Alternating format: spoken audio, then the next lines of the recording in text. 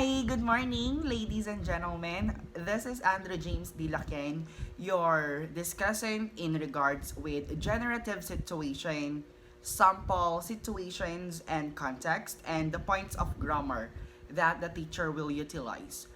So, when we say generative situation, it's actually a situation that the teacher sets up in the lesson in order to generate several example sentences of a structure. So the first context that was given to me is actually a role play, a shopping trip to buy a gift for a family member or a friend. So what are the three things included in this? We could actually use or supply the usage of may and might. We could also use the points of grammar, which is collective nouns, as well as the use of quantifiers. So first, may versus might. We use may when we are about to express possibility into an event that could be factual or can happen. On the other hand, we use might if we are pretty much unsure if that event is going to happen. It seems like it's an hypothetical statement that is actually possible but very unlikely to happen. We use may if it's actually in a present tense of sentence. We use might if the same verb is actually in past tense.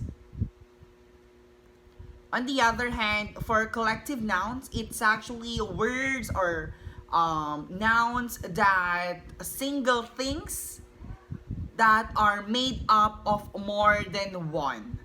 It could be a person, an animal, a place, a things, or an idea. So, what are those? So, you're very much familiar with people. So, there's actually a lot of collective nouns we could relate on it. Just like a band of men, a stack of actors, a choir of singers, a half of smokers. On the animals, we could say that a colony of ants, a brood of hens, a flight of birds, a kennel of dogs. On the other hand, for the things and other objects, we could see that a cup of tea, a carton of milk, a can of soda, a box of cereal, a bowl of rice. Another point of grammar for this one would be the quantifiers. So when we say quantifier is a word or phrase which is used before a noun to indicate the amount or quantity.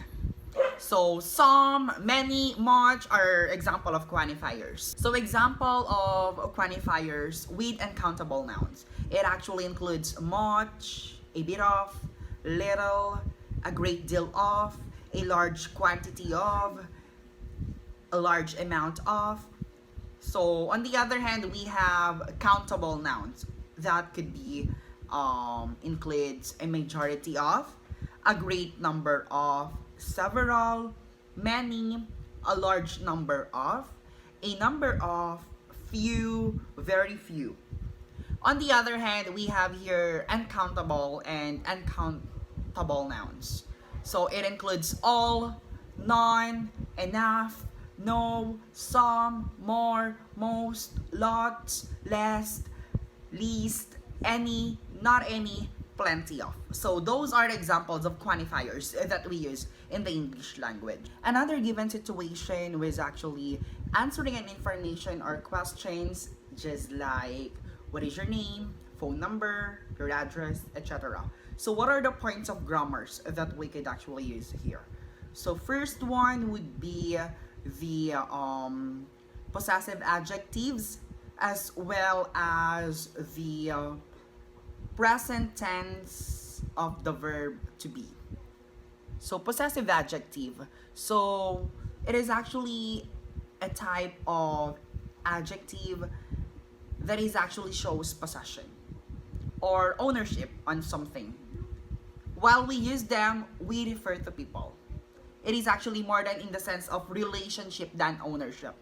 The possessive adjective needs to agree with the possessor and not with the thing that is actually possessed.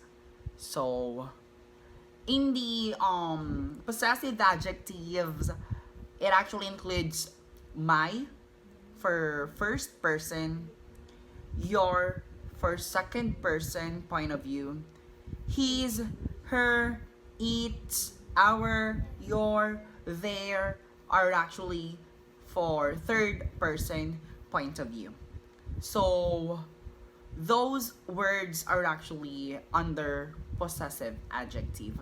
On the other hand, I do have here what we call present tense of the verb to be. So the form of the verb to be is am, is, are. Those are in the present tense to be. Is used as an auxiliary verb to form continuous tenses, and the passive as acting as the main verb. After the verb to be, we use an adjective phrase, a noun phrase, or a preposition phrase, or an adverb phrase. So, example for this context was actually, what is your nationality?